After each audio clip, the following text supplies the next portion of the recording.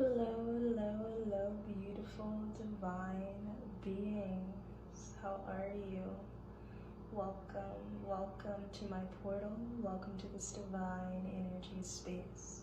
We're gonna go ahead and clear away all the doubt, all the negativity, all the blah blah yuckity yuckers that we don't need in this sacred space. So I'm channeling the message, war is over. War is over. War is over. And I want to pull some cards on this message, okay? Obviously there is a direct message here that war is over, right? The battle is done. We needn't fear the storm because we have already rode through the treacherous waters. Yeah, the Four of Cups. It's time that we stand in our power, the Queen of Wands. It's time that we stand in our power, and we have to remember not to focus on the negative, okay? There could be a sense of apathy here, a sense of feeling discontent and also angry. And I feel like a lot of the time, sometimes we can feel that, anger is negative, and anger can be negative if it is misguided or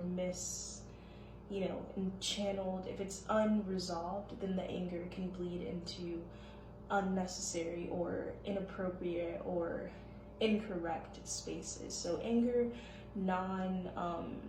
acknowledged definitely can be a problem, right? But anger in itself isn't inherently negative, isn't inherently bad. Anger is an energy of recognizing your worth or recognizing what you deserve. Anger can be recognizing when an injustice is being done and feeling that it's not fair. Anger can be self-protection, right? Self-reliance, self-trust. Anger can be, that is not okay, that is not fair, right?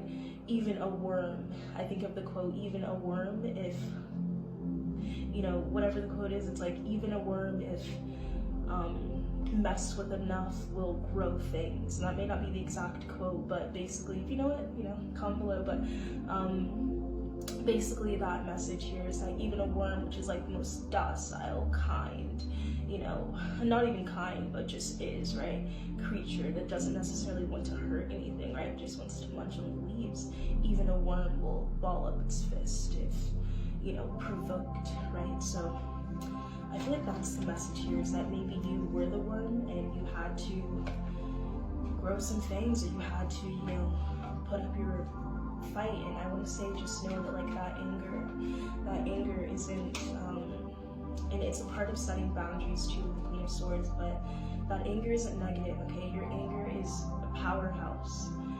But it's also an ability to recognize when something is unfair and when you are truly worthy and deserving of more, okay?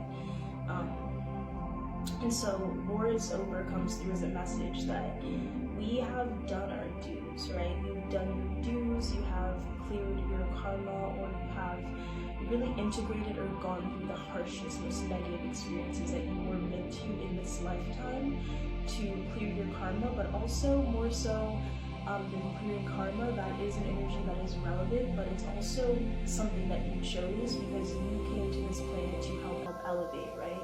You came to this planet to help change the trajectory of the way that things are, and in order to do that, you have to go through it, right? In order to understand, you have to go through. If you didn't go through certain experiences, your soul chose certain experiences because you needed to be able to empathize and understand what the collective suffering really is. And so you came down on this planet to integrate an energy of love, and so that's why you had to go through some very heavy and dark things, right?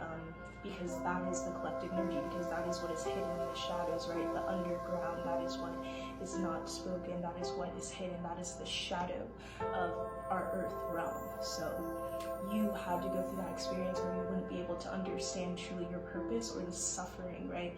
You could read about it, you could hear about it, but you have to kind of go through that suffering in your own experience. And Some of this is definitely connected to past lives as well, okay, past lives where you have gone through certain things, or like the inner child, like the childhood.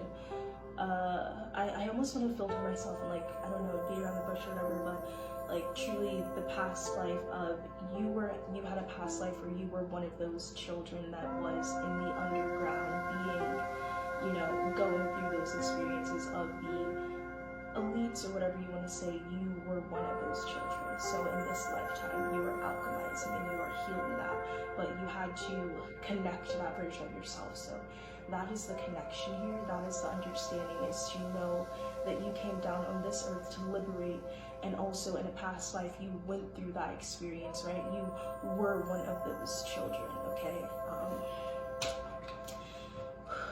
So yeah.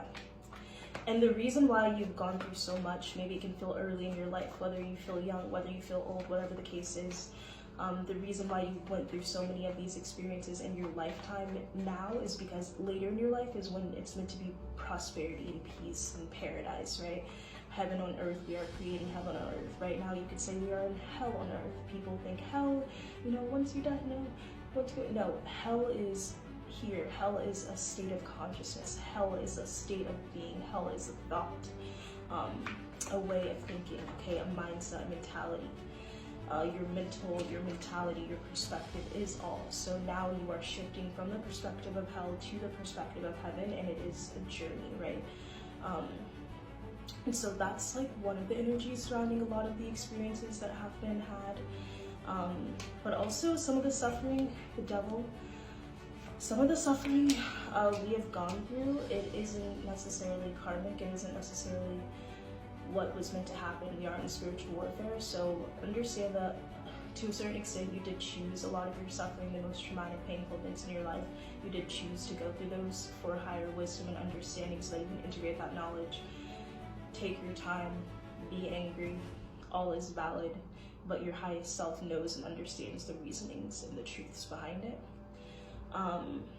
But some of the suffering wasn't warranted. Some of the suffering is from the demonic energies wanting to project, wanting to tear you down, wanting to make you doubt your power, wanting to make you give up, wanting to make you quit, and wanting to make you off yourself, wanting to make you, you know, think, you know.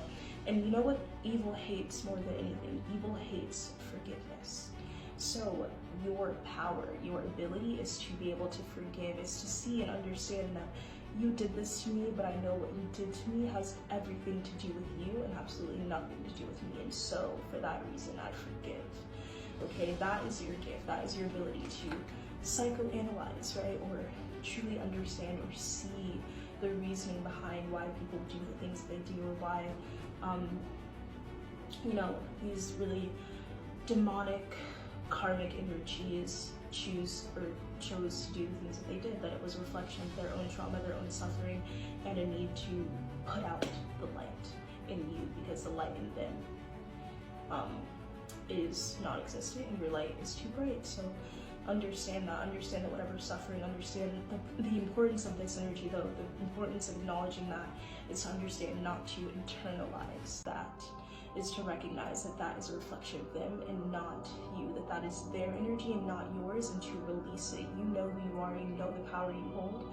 Don't let them keep you down, don't let them keep you confused. And so with that, I also want to acknowledge the energy of karmics. I think that karmics, it's very highlighted energy, or it's very like repetitive thing, and like even in my own karmic experience, you could say, I found myself for a long period of time, for months at a time, kind of posting videos and talking about karmics and the karma of the karmics, right? The karma of the evil best friend that betrayed you, the karma of the narcissistic ex that instilled fear in you, the karma of your parents, the karma of blah blah blah, right?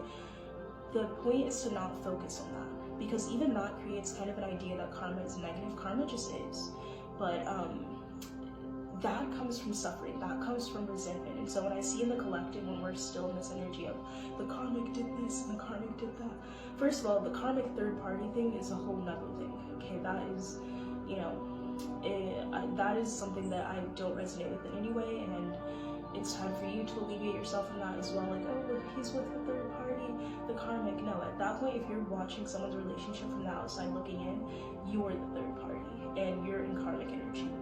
This message isn't for souls resonating in that energy. Okay, I send you love, bless your heart, bless your soul. But if you resonate with that type of energy, if you're in that vibration, you need healing. Okay, I ran out of space, but we are back and we are going to close this message out. But if you resonate with that type of energy, you are someone that needs help and healing in a way that is meant to alleviate, not from a space of judgment, and that is being sent, right? We are acting as guides. But the reminder here for the guides is to know not to focus on that karmic energy, because truly that is coming from a space of bitterness, okay? You understand the wisdom, you understand the truth. To continue to perpetuate and focus on that timeline is coming from bitterness, and it is also creating more of an energetic tie or attachment that does not need to be there, okay? So the closing message here is to know that moving forward now is when we will really begin to integrate and when you need to be ready to rise. So work with letting go of the traumas, the misconceptions of yourself that have been projected onto you, because now is the time where you are being called to rise into who you are and to fully awaken to the power and the essence of which is your truest being.